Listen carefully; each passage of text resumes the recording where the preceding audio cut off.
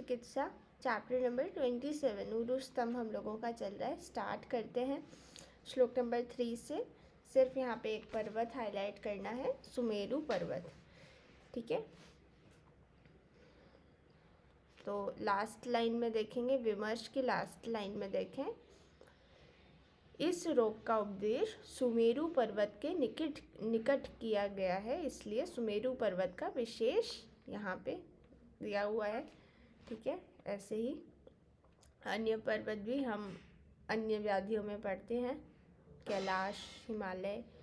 ठीक है, लोग स्टार्ट करेंगे निदान से चैप्टर श्लोक नंबर 9, 10 एंड 11।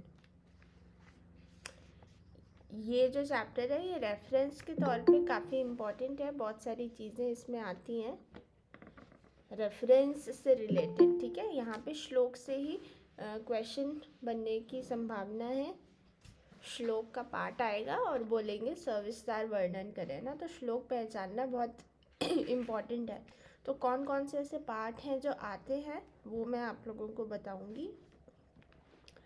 ठीक है, तो इसमें निदान हम लोग देखते हैं। यहाँ पे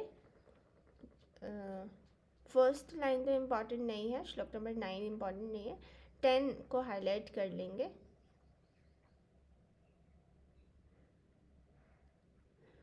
ठीक है, जो श्लोक नंबर 9 है, सामान्य से निदान यहाँ पे दे रखे हैं, जैसे स्निग्ध, उष्ण, गुरु, शीतल आदि द्रव्यों का सेवन करना, बहुत ज़्यादा शुष्क या द्रव, दही, दूध, ये सारी सामान्य चीज़ें, इनका भक्षण करना। फिर देखेंगे श्लोक नंबर 10 में, स्नेहाच आमम चितम कोष्ठे वातादीन मेधसा सह। यहाँ स्नेह का अधिक सेवन करते हैं तो कोष्ठ में संचित हुआ आम दोष मेदा के साथ मिलकर वात आदि दोष को रोककर स्वयं भारी होने के कारण अधोगामी सिराओं का शीघ्र ही उरु प्रदेश में चले जाते हैं। तो यहाँ पे स्रोतस अवरोध हो रहा है ज़्यादा कफ की वृद्धि के कारण। ठीक है, कफ की वृद्धि से आम उत्पन्न होगा।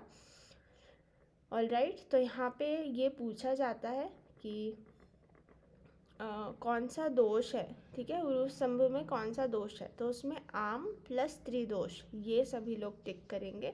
बहुत सारे क्वेश्चन आप देखेंगे, बहुत ही कॉमन क्वेश्चन है ये, उरु स्तंभ में दोष, तो आम प्लस त्रिदोष आचार्य चरक ने ये माना है। ठीक है, आचार्य चरक इसे कफ प्रधान मानते हैं और आचार्य सुश्रुत इसको वात प्रधान मानते हैं। बिल्कुल एग्जैक्ट क्वेश्चंस मैं बता रही हूँ आप लोगों को, ऐसे ही पूछे जाएंगे क्वेश्चंस। चरक कफ प्रधान व्याधि मानते हैं और सुश्रुत वात प्रधान, और सुश्रुत ने इसे आड्यवात भी बोला है। आड्यवात लिखते जाएंगे।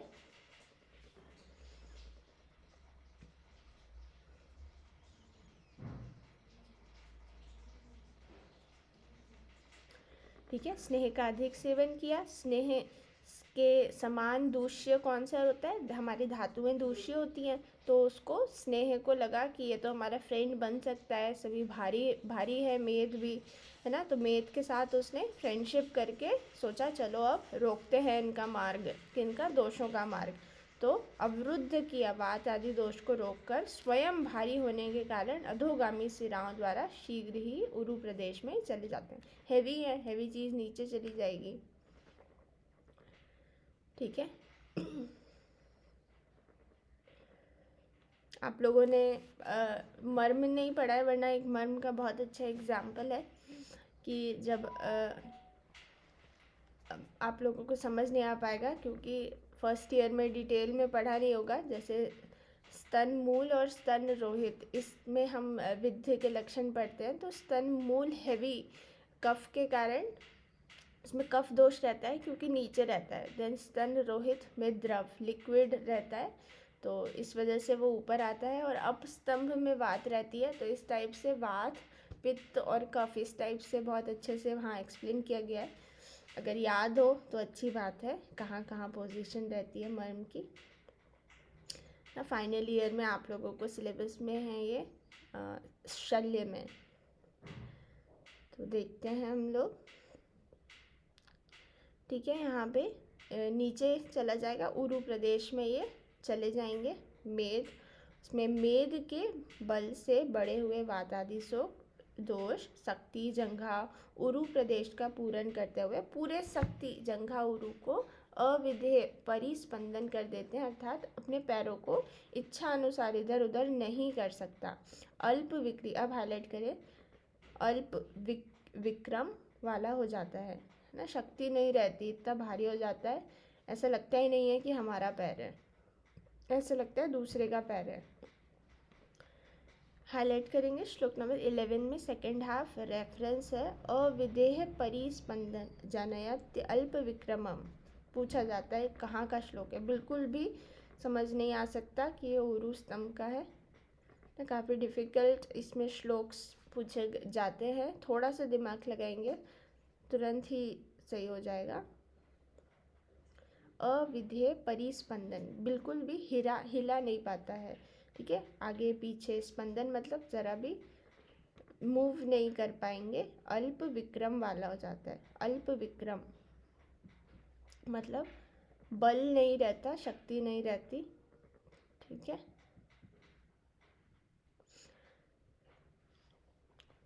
संप्राप्ति में उपमा देखेंगे, श्लोक नंबर 12 भी क्या है, रेफरेंस है। महा सरसी गंभीरे पूर्णे अम्बु स्तिमितम तथा।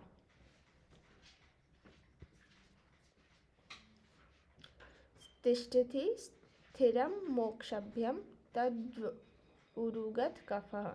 जिस प्रकार जल से भरे हुए गहरे बहुत बड़े तालाब में जल स्तिमित क्षोभ रहित रहता है ना, तालाब में मूव नहीं होता ना, नदी में बहता रहता है, तालाब में स्थिर रहता है। जब शव छेदन बताया है आचार्य सुश्रुत ने, डाइसेक्शन, तो उन्होंने यही चीज़ बताई है कि जब ऐसी बॉडी हो जो किसी रोग से ना मरी हो, विष से व्याप्त ना हो, और काफ़ी बच्चे की ना हो, वयस्क की हो, और जो निर्धारित रूप से मृत्यु हुई हो, वैसी बॉडी लेना है और 7 दिन तक उसको तालाब में सड़ाना है, ठीक है, और 7 दिन तक ही उसका डाइसेक्शन करना है, अदरवाइज़ आगे नहीं करना है। 7 दिन तक ही डाइसेक्शन करना है और सड़ाना है अंधेरे में तालाब में। तो तालाब से मुझे ये डाइसेक्शन वाला भी याद आ गया। तो ये 3-4 पॉइंट्स ही डाइसेक्शन में पूछे जाते हैं, ठीक है, ये भी चीज़ याद रखेंगे। तो तालाब में जल स्तिमित रहता है, ठीक उसी प्रकार उरु स्तंभ में गया हुआ कफ क्षोभ रहित रहता है, ठीक है, स्थिर रहता है। तो ये याद रखेंगे, उपमा याद रखेंगे, तालाब से दी गई है। महासरसी गंभीरे पूर्णे अम्बु स्तिमितम तथा। तिष्ठति स्थिरम अक्षोभ्यम, स्थिर रहता है, अक्षोभ, जरा भी, जब तक कोई पत्थर वत्थर ना डाले तब तक क्षोभ नहीं होता, ठीक है। और ये कफ प्रधान है, कफः, उरु स्तंभः कफः, कफ प्रधान व्याधि है ये। लक्षण देख लेंगे, गौरवता रहती है, आयास, संकोच, दाह, वेदना, शून्यता, कंपन, भेद, स्फुरण, तोद आदि लक्षण रोगी में हो तो वह शीघ्र ही रोगी को नष्ट कर देता है, ठीक है। यहाँ से थोड़ा याद रखें, गौरवता रहती है, कफ है तो कफ के कारण गौरवता रहेगी, भारीपन रहेगा, है ना, इतने भारी भारी हमें लगेगा कफ और मेद के कारण, तो आलस भी आएगा, ठीक है। मैम आलस का मतलब आलस, काफ़ी ऐसा लगता है कि कोई काम ना करें, बैठे रहें, और थकावट सी लगती है बिना काम किए भी, और उत्साह नहीं रहता, ठीक है, उसे आयास कहते हैं। संकोच, दाह। नेक्स्ट निरुक्ति देख लेंगे, फर्स्ट हाफ में उरु श्लेष्मा समेदस्को वात पित्ते अभिभूयतु, इतना ही हाईलाइट करना है। तो इसमें मेद के साथ श्लेष्मा प्लस मेद प्लस त्रिदोष, ठीक है, इतना हाईलाइट करेंगे। ये उरु को स्थैर्य और शैत्य, ठंडा और स्थिर कर देते हैं। ये गुण है कफ के, उसके कारण ही उरु स्तंभ होता है। स्थैर्य शैत्य कफ के कौन से गुण के कारण हो रहा है? शैत्य और स्थैर्य।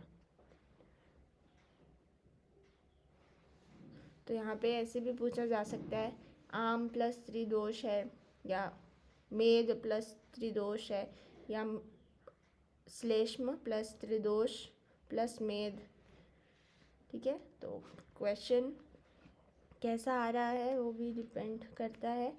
तीनों ही सही ऑप्शंस हैं। अब एक भेद से कौन कौन सी व्याधि होती है? चरक सूत्र 19 में हमने पढ़ा हुआ है। उरु स्तंभ है एक, जिसका एक भेद होता है। अपस्मार में हमने पढ़ा था।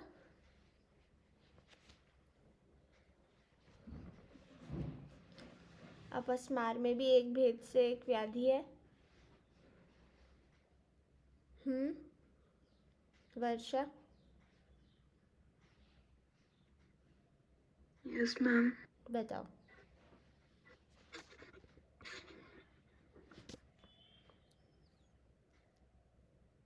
जिज्ञासा?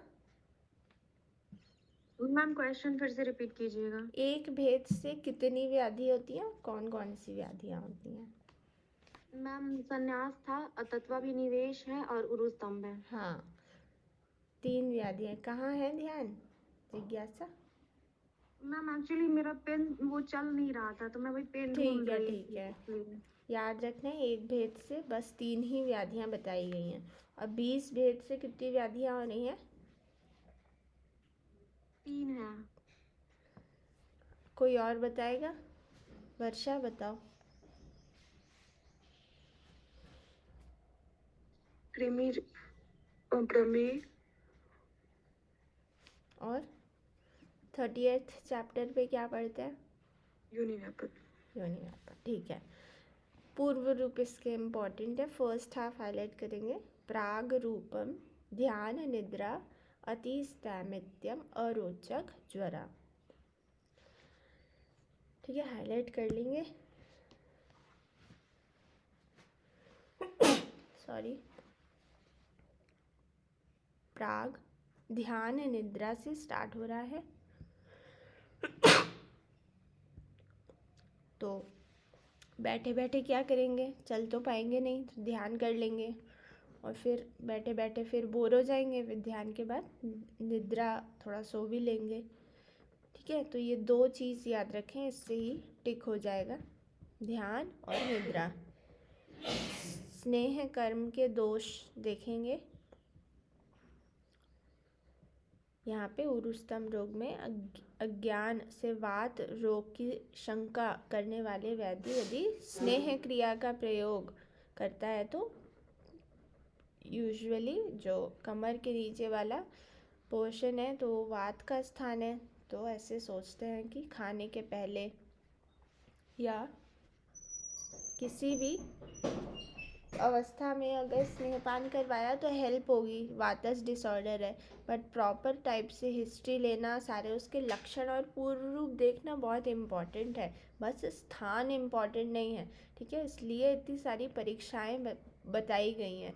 तो अगर अच्छा बुद्धिमान वैद्य है तो परीक्षा लेगा, नहीं है बुद्धिमान और उसने स्नेहपान करवा दिया तो क्या क्या हो जाएगा रोगी को देख लेंगे। पाद सदन, पाद सुप्ति, कठिनता से पैर उठाना, और ज़्यादा, क्योंकि स्नेह क्या है, स्नेह से भी कफ प्रधान ही होता है, कफ प्रधान व्याधि है, ठीक है। तो और ज़्यादा एग्रीवेटेड और अच्छे फुल फॉर्म में दोष उसके साथ लड़ेंगे, ठीक है।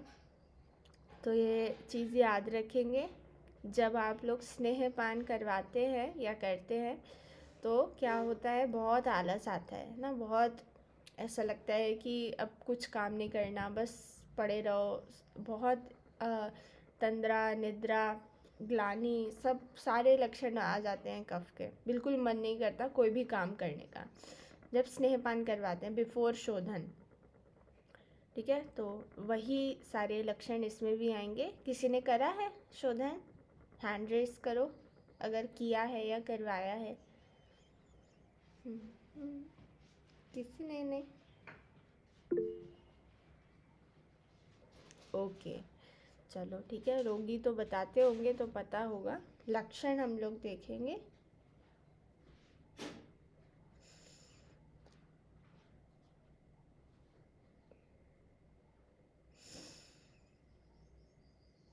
एक क्वेश्चन आया था कि ये कौन सा स्त्रोतस आक्रांत व्याधि है। ठीक है, तो उसमें आया था रस, रक्त, मांस, मेद। तो ये रक्त स्रोत रस वह स्त्रोतस आक्रांत व्याधि है उरुस्तम।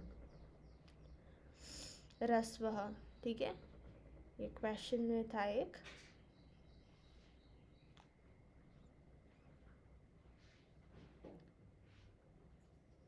देखेंगे लक्षण 17 और 18 का सेकंड हाफ हाईलाइट कर लेंगे। यहाँ पे पदम च व्यतीते न्यस्तम शीत स्पर्शम न वेत्ति च।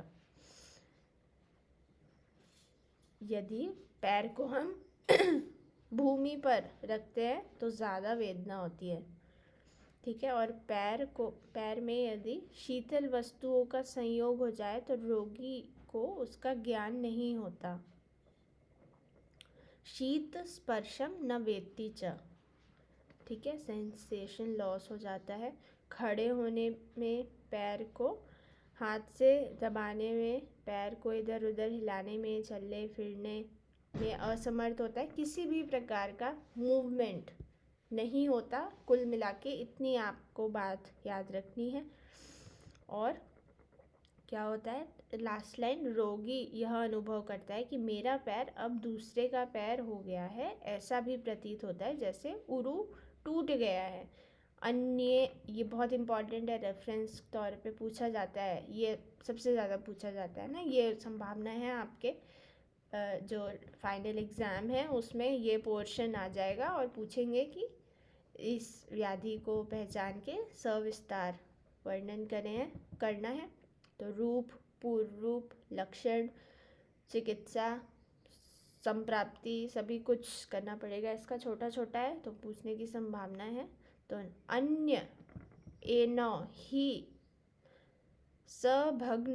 भग्नव उरु पादव च मन्यते। दूसरे का लगता है या फिर ऐसा लगता है टूट गया है। भग्न, उरु, पादव। ठीक है, नेक्स्ट देखेंगे साध्य साध्यता। तो जब उरु स्तंभ रोग से पीड़ित व्यक्ति के पैर में दाह और बेचैनी, तोद और शरीर में कंप हो जाए तो रोगी को वह उरु स्तंभ रोग मार डालता है। तो दाह अर्थी तोद, इतना याद रखो श्लोक से। अगर जलन हो रही है, दाह हो गया, अर्थी तोद, वेपन, कंप, तो फिर वो मार डालता है रोग। ठीक है, अर्थात यह लक्षण न हो और रोगी नूतन हो तो उसकी चिकित्सा करनी चाहिए, अर्थात साध्य। मतलब जल्दी जल्दी आ गया वो फटाफट से डॉक्टर के पास, ज़्यादा उसने समय नहीं लगाया, तो नूतन व्याधि है तो फिर ये ठीक हो सकती है। लिख लेंगे असाध्य में वेपना, दाह, कंप और पुराना। वेपना, दाह, कंप, पुराना। वेपना, दाह, कंप, पुराना।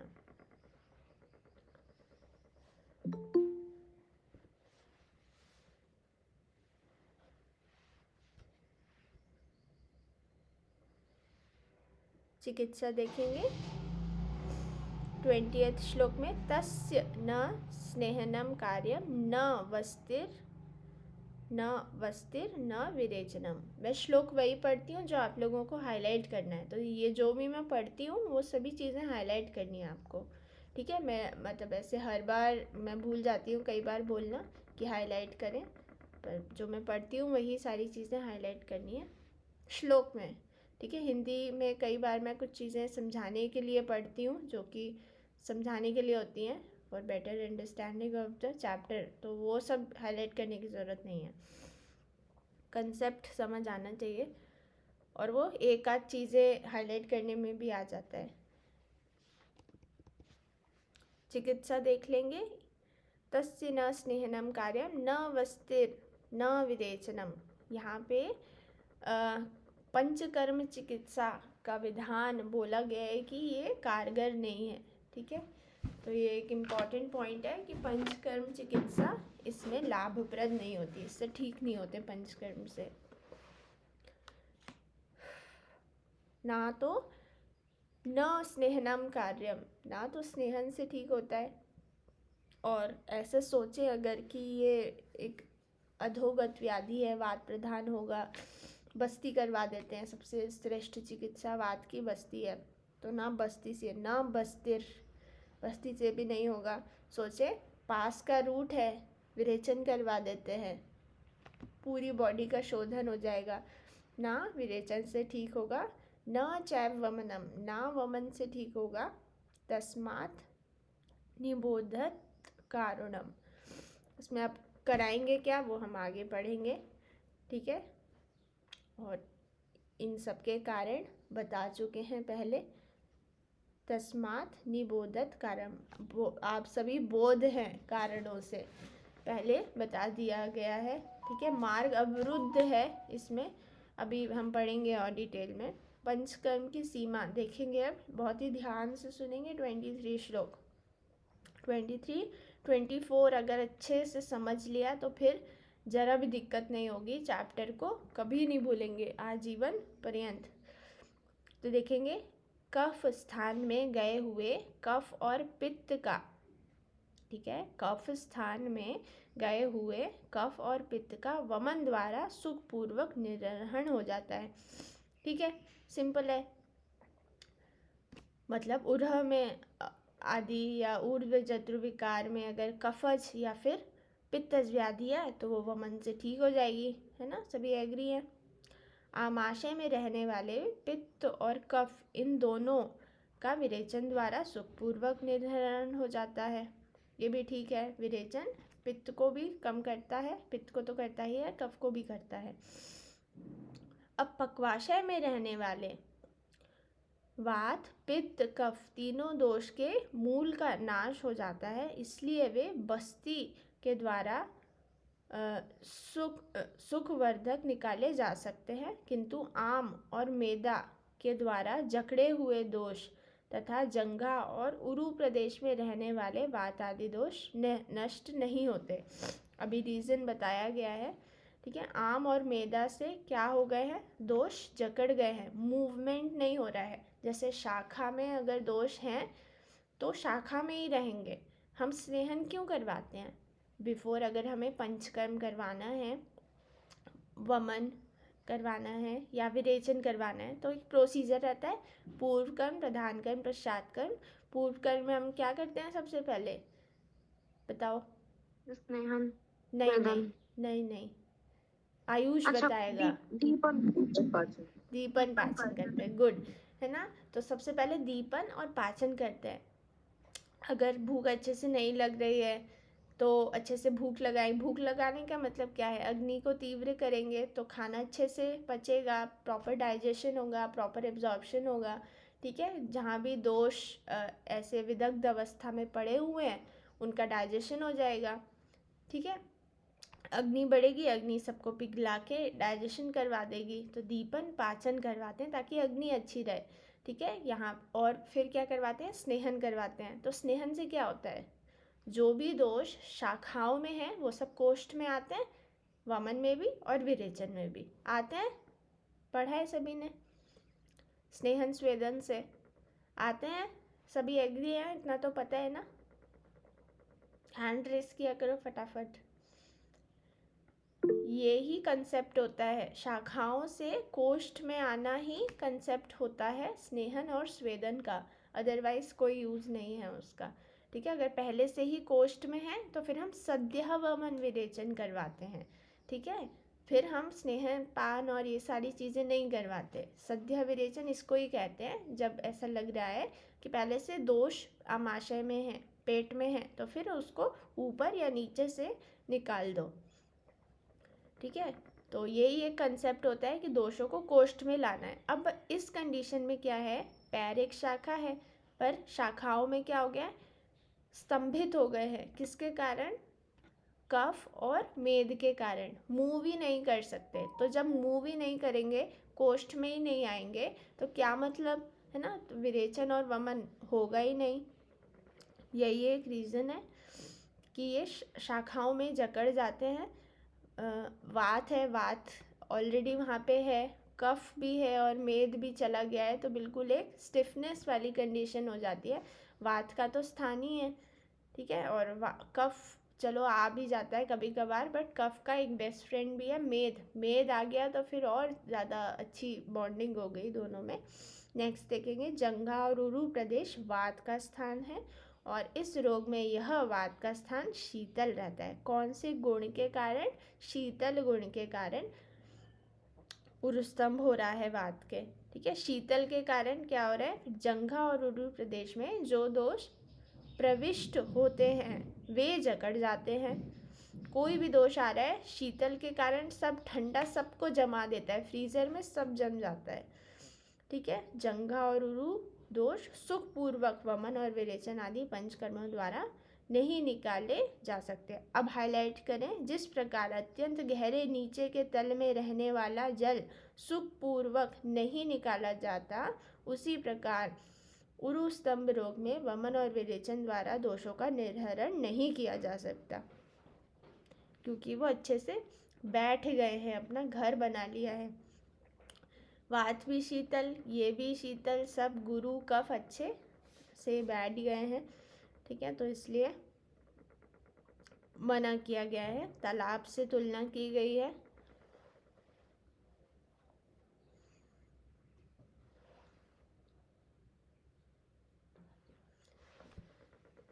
एक मिनट रुकेंगे, तो पढ़ने पे रुक चलेंगे। हाँ। नेक्स्ट देखेंगे, उरु स्तंभ में कफ एवं आम दोष की अधिकता। हाईलाइट कर लें ये श्लोक। तस्य संशन, ये चिकित्सा है, प्रॉपर चिकित्सा यही है, संशमन, क्षपण और शोषण। क्या करवाते हैं, संशमन, क्षपण और शोषण। शोधन नहीं करवाते, शोषण करवाते हैं। संशमन, शोधन होगा नहीं तो संशमन करवाएंगे। तो यहाँ पे कफ और आम दोष की अधिकता से अतः युक्ति की अपेक्षा रखने वाले चिकित्सक को चाहिए कि उरु स्तंभ रोग से पीड़ित रोगियों के दोष का शमन, क्षपण और शोषण, 3 चीज़ें याद रखें।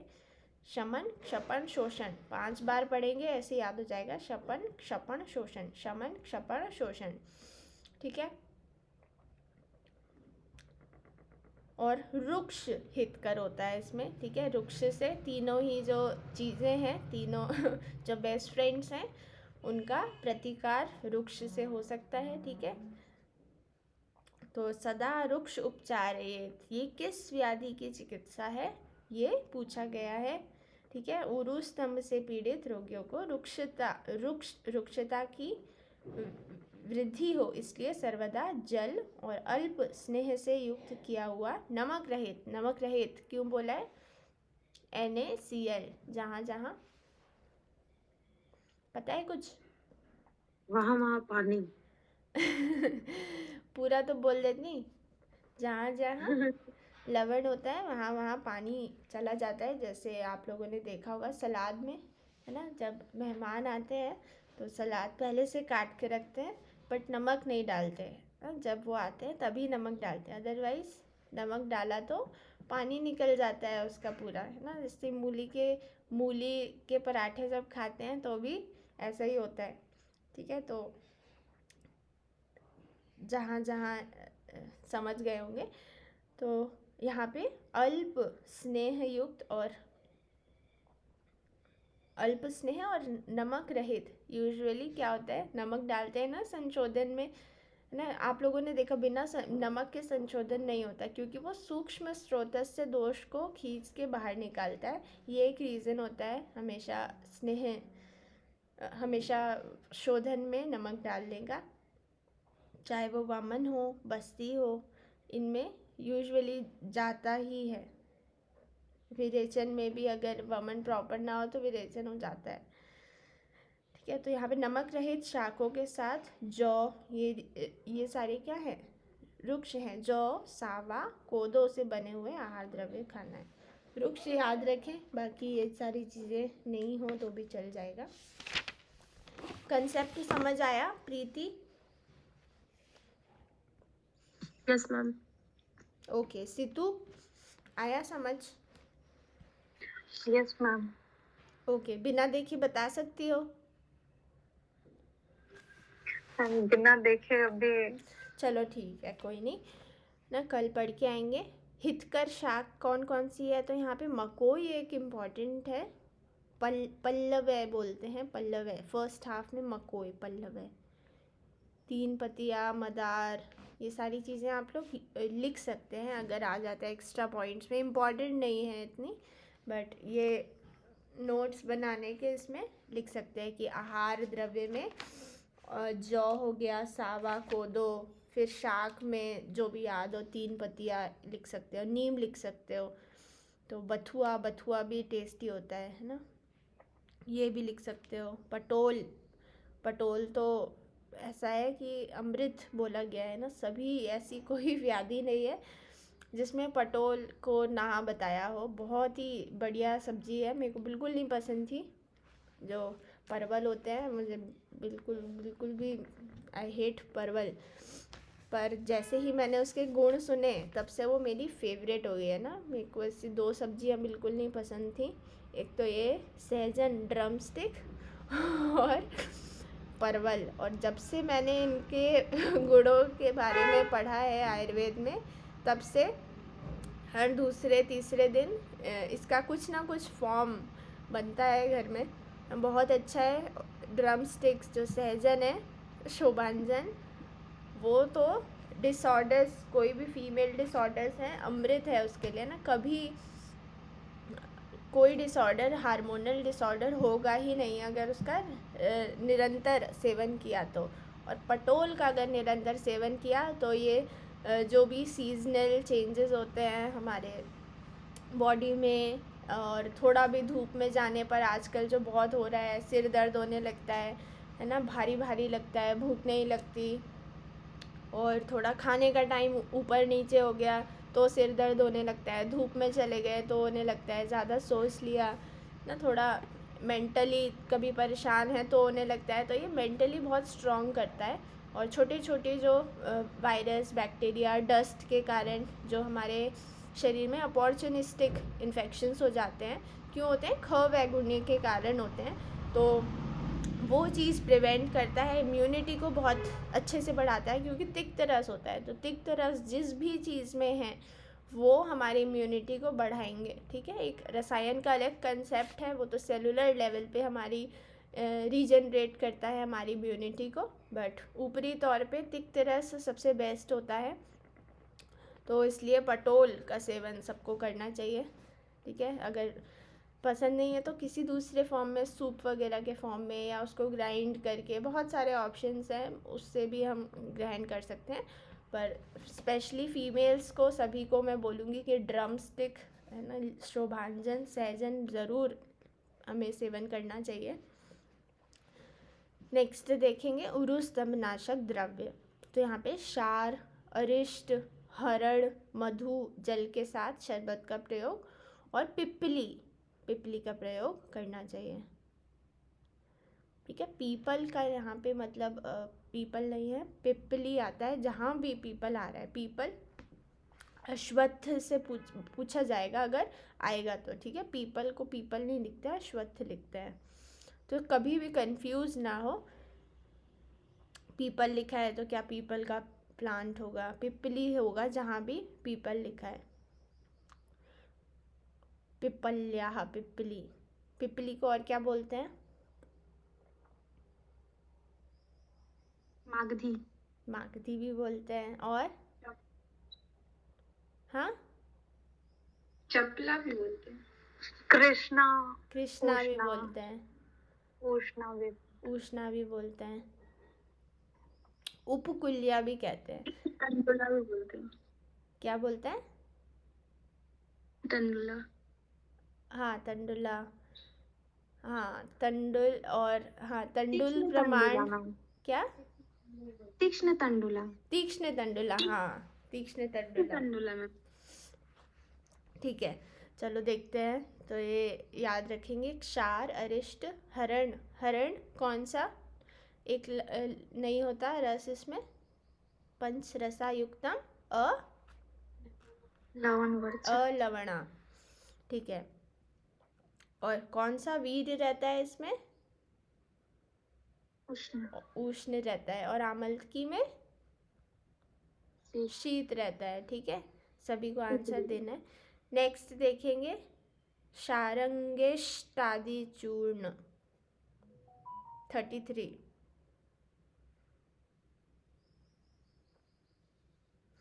गुंजा बोलते हैं इसे, गुंजा, या घुंघुची भी बोलते हैं, घुमची लिखा हुआ है। ठीक है। और एक और नाम पढ़ा है हमने कुष्ठ में इसका, काकड़ंतिका। काकड़ंतिका। गुड। ठीक है, तो गुंजा एक अच्छा है, विष है। तो इसमें काफ़ी सारी चीज़ें याद रख सकते हैं। मदन, दंती, यव। ये इसको हमें मधु मिलाकर पीने के लिए देना है। ठीक है, मधु रुक्ष गुण प्रधान होता है, तो मधु इसका वो है अनुपान। मूरवादी योग हाईलाइट कर लेंगे। वाग्भट ने गर्विश में बताया है। स्वर्ण शीरी आदि योग इम्पॉर्टेंट है।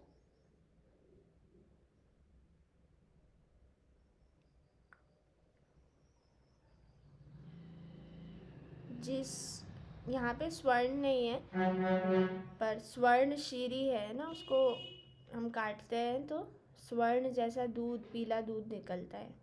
Very important. तो मैं स्वर्ण बता रही थी, पहले इसको पढ़ लेते हैं हम लोग। नेक्स्ट देखेंगे, वात प्रकोप में स्नेह स्वेद संभव। तो रुक्ष क्रिया करने से निद्रा नाश और बेचैनी के साथ साथ यदि वायु का कोप हो जाए तो उस अवस्था में वात रोग नाशक स्नेह स्वेद कर्म किया जा सकता है। निद्रा नाश और बेचैनी के साथ, क्योंकि निद्रा नाश होगा तो क्या होगा, वात की वृद्धि होगी। रात में नहीं सोते तो ऐसे पेट गुड़गुड़ करता है ना, प्रॉपर वात वात का कोप हो जाता है। इसलिए इन्होंने स्नेहन और स्वेदन बताया है। स्नेह स्वेद क्रमस्तथा कार्यो वातामय यापः। पीलू पढ़ने आदि तैल हाईलाइट कर ले। कुष्ठ आदि तैल।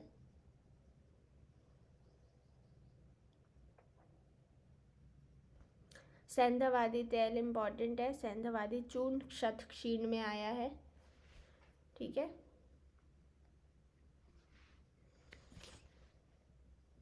वात को कम करेगा सैंधव। अष्ट कटवर तेल हाईलाइट कर लेंगे। सैंधवादी तेल में सेंधा नमक आया है और भल्लातक भी आया है।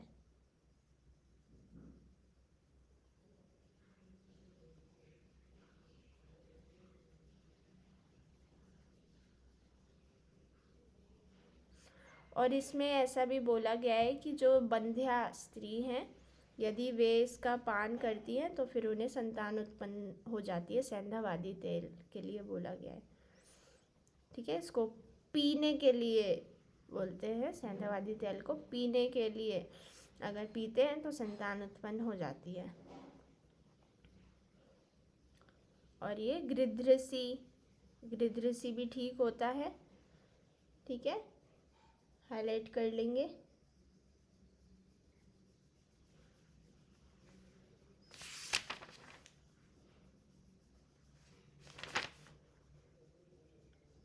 गृध्रसी, उरुस्तंभ, अर्श और सभी प्रकार के वात रोग, वात विकारनुद को शांत करता है।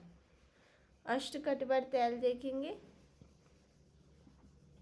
सिंपल से कंटेंट है इसमें। पिपली, सौंठ,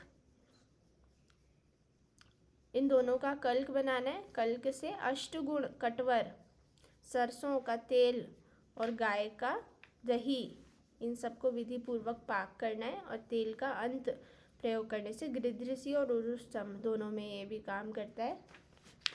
दोनों आ रहे हैं।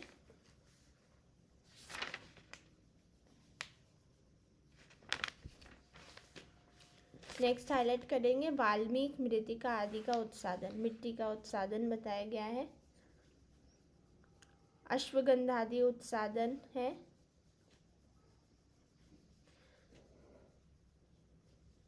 लेप हैं ये 3, तर्क्यादि लेप, सर्षप लेप और वत्सक आदि लेप। वत्सक मतलब क्या होता है? कुटज। ठीक है, वत्सक आएगा, अभी हम पढ़ेंगे कल्प स्थान में। उधर हम बहुत सारे पर्याय पढ़ेंगे, पर्याय से ही क्वेश्चन बनता है उसमें। मान पढ़ेंगे लास्ट 12वें चैप्टर में, मान, मागध मान का लिंग मान, जो कि कोई भी पढ़ के नहीं आया रस शास्त्र में। पढ़ के आए क्या? पढ़े थे मैम, लेकिन कुछ याद नहीं है। थोड़ा डिफिकल्ट होता है मान, है ना? कोई नहीं, हम याद करेंगे अच्छे से। मान से क्वेश्चन आते हैं। नेक्स्ट श्योनाक आदि लेप और परिषेक। परिषेक भी करवाते हैं इसमें। देखेंगे उरुस्तंभ रोग में हितकर विहार, जो सेकंड लाइन है वो इम्पॉर्टेंट है, इसकी रेफरेंस है। हितकर विहार में क्या करवाते हैं? ऊंचे स्थानों से उसे कूदने का अभ्यास कराना चाहिए, जहाँ पे कंकड़ हो ना, सीमेंटेड ना हो, कंकड़ वाला बालूकामय प्रदेश हो। ठीक है। शर्करा, सिकतास तथा, शर्करा और सिकता, यहाँ पे शर्करा से चीनी वगैरह नहीं लेना है, इसलिए ये रेफरेंस के तौर पे इम्पॉर्टेंट है।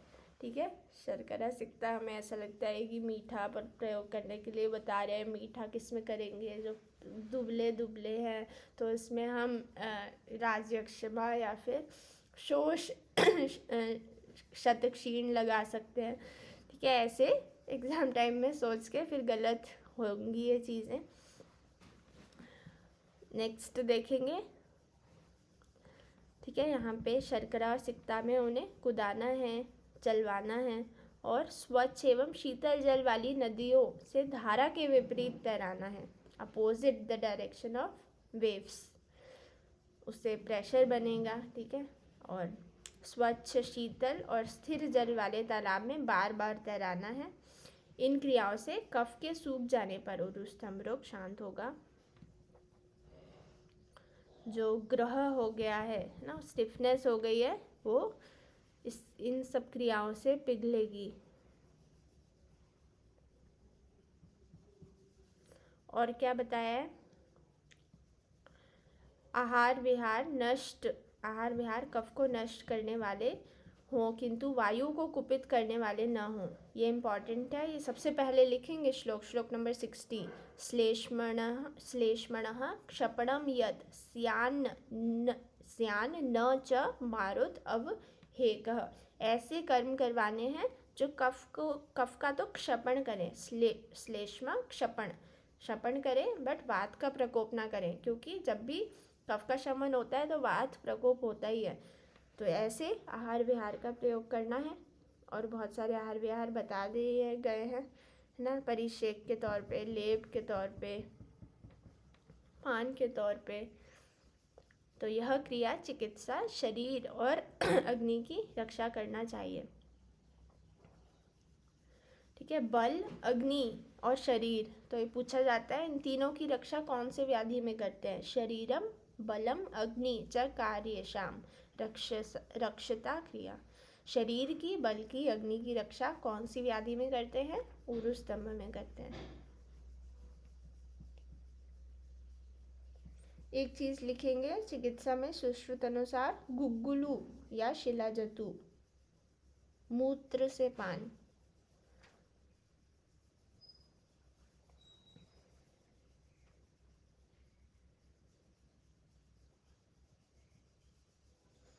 गुग्गुलू या शिलाजतु, मूत्र से पान। मूत्र भी सर्वश्रेष्ठ। गोमूत्र। हाँ ऑब्वियसली, जो चीज़ें अनुक्त होती हैं, अनुक्त मतलब जहाँ पे मेंशन नहीं किया हुआ कि इससे पी लेना, तो उष्ण जल से पीते हैं। क्वाथ है तो क्वाथ में हम यूनिवर्सल क्वाथ कौन सा रहता है?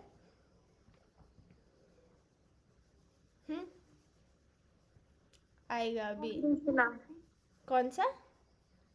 मैम क्वाथ बोली ना, तो त्रिफला ना। नहीं नहीं नहीं, त्रिफला क्वाथ, त्रिफला तो चूर्ण अच्छा है। क्वाथ दशमूल क्वाथ, ठीक है, अनुक्त है ये। दशमूल का क्वाथ है। कल्क में पूतो यवानी कल्क है। पात्र में मृतिका पात्र है। टाइम अगर कुछ ऐसी दवाइयाँ दे दी कि त्रिफला, त्रिकटु, पटोल, भल्लातक ले लेना, तो कौन सा ज़्यादा लें कौन सा कम लें, तो सब समभाग लेना है ना। तो जो अनुक्त चीज़ें हैं आचार्य ने, शारंगधर ने बता रखी है कि अगर कुछ नहीं मेंशन है तो ये करें, कुछ नहीं है तो ये इसका ग्रहण करें। तो वो अनुक्त चीज़ें भी बहुत इम्पॉर्टेंट हैं। काल काल नहीं बताया कब लेना है, तो सुबह शाम ले लेना है, ठीक है। ऐसे बहुत सारी चीज़ें, पात्र में मृतिका पात्र है, ऐसे काफ़ी सारी चीज़ें उन्होंने बता रखी हैं, ठीक है। तो अगर मूत्र आता है तो गौ का लेना है, दधी आता है तो गौ का लेना है, दूध आता है तो गौ का लेना है, ठीक है। गौ सर्वश्रेष्ठ उत्पादक में आता है, ठीक है। योग रत्नाकर ने एक बताया गुंजा भद्र रस, जल्दी लिखें गुंजा भद्र रस।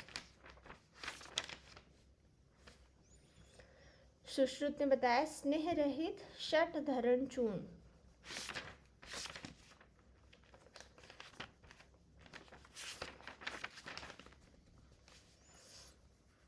गुंजा भद्र रस के कंटेंट लिख लेंगे। जयपाल, निम्ब बीज,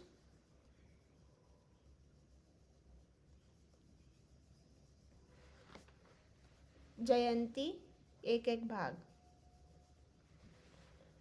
पारद 3 भाग,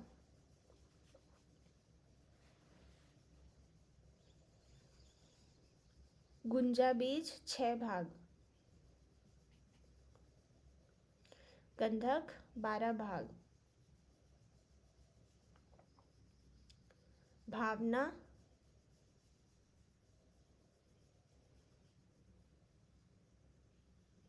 जयंती पत्र स्वरस,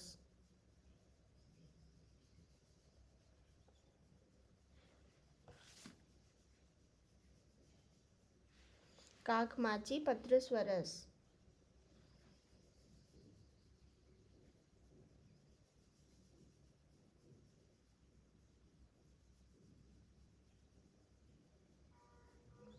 भंगा कौमा जंबीरी कौमा धतूरा।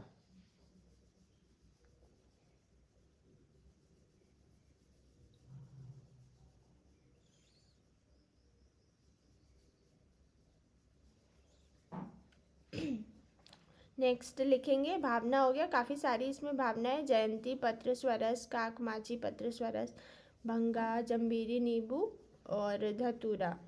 नेक्स्ट लिखेंगे गंडीराद्य अरिष्ट।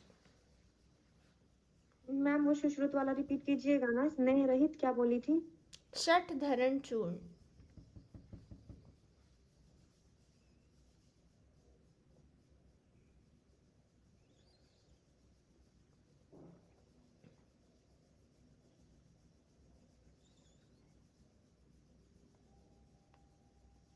पिपल्यादि जो चूर्ण है वो हम उष्ण जल के साथ लेते हैं, इसको भी लिख लो, पिपल्यादि चूर्ण प्लस उष्ण जल।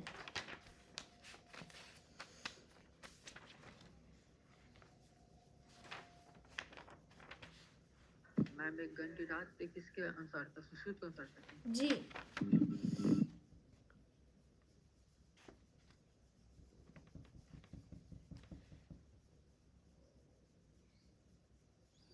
पिपल्यादि चूर्ण को उष्ण जल के साथ लेते हैं।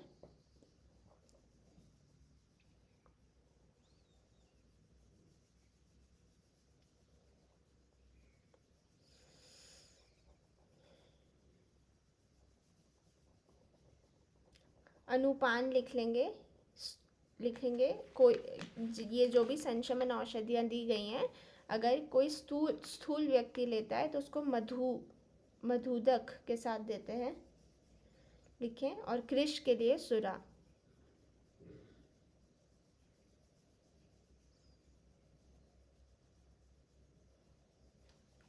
कृष व्यक्ति में सुरा के साथ देंगे। अनुपान ये अलग से लिख लेंगे।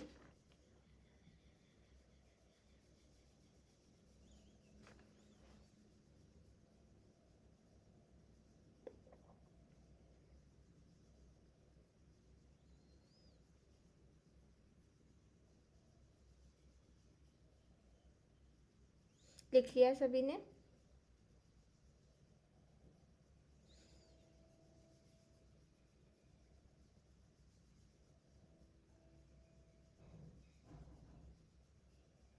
इसको हम मसल फटीग से कोरिलेट कर सकते हैं, और उस स्तंभ को।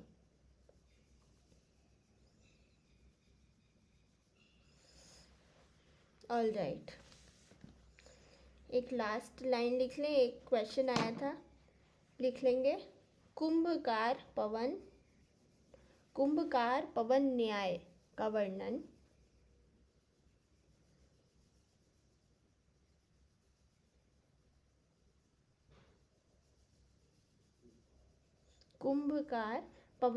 वर्णन मधुकोश ने उरु स्तंभ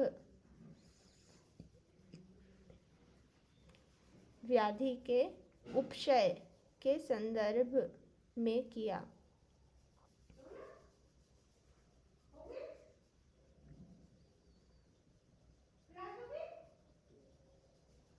कुंभकार पवन न्याय का वर्णन मधुकोश ने उरु स्तंभ व्याधि के उपक्षय के संदर्भ में किया।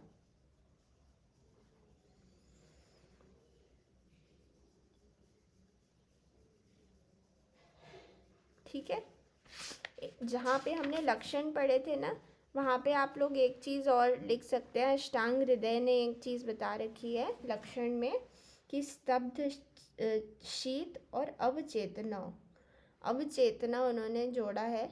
स्तब्ध शीत तो आता है उधर पहले से ही। अवचेतना ना, a for Ashtanga, a for अवचेतना। Ma'am अष्टांग हृदय या संग्रह? बस अष्टांग याद रखें, और अष्टांग अगर मैं बोल रही हूँ तो फिर वो अष्टांग हृदय का ही होता है। जब तक मैं अष्टांग संग्रह ना बोलूँ तो वो अष्टांग हृदय का ही मत है।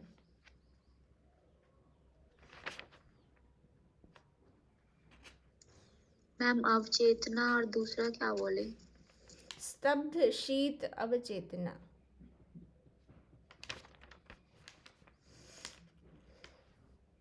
ठीक है, इतना ही था।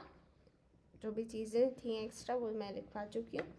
बाकी क्वेश्चंस करेंगे तब चीज़ें और क्लियर होंगी। मैम कल्क का अनुक्त क्या बताई थी आप? कल्क मैम वो बता रही थी ना कि जैसे कि क्वाथ है तो समूल का क्वाथ लेते हैं, वैसे ही कल्क का कुछ बताई थी। पूतो यवानी कल्क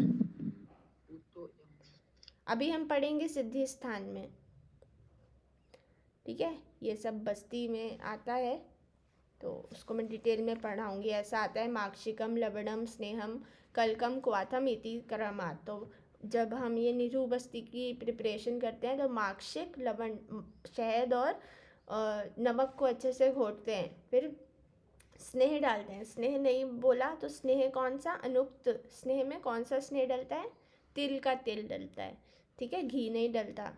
तेल जो स्नेह सर्वश्रेष्ठ स्नेह बता रखा है आचार्य ने, वो तिल तेल बताया है। ठीक है, तो माक्षिकम लवणम स्नेहम कल्क में हम पूतो यवानी कल्क डालते हैं। या फिर जो भी औषध उसे दे रहे हैं, मतलब संशमन के लिए, या जिसका हम क्वाथ प्रिपेयर कर रहे हैं हम उसका भी कल्क बना सकते हैं, हम त्रिफला का भी बना सकते हैं। और जो उसको व्याधि है उस व्याधि में जो भी औषधियाँ यूज़ होती हैं उसको हम पानी में घोल के कल्क बना सकते हैं ना। कल्क बनाने की विधियाँ पढ़ी हुई हैं चरक सूत्र 4 में, षड विरेचन श्रुता श्रुति अध्याय में पंचविध कषाय कल्पना आई हुई है।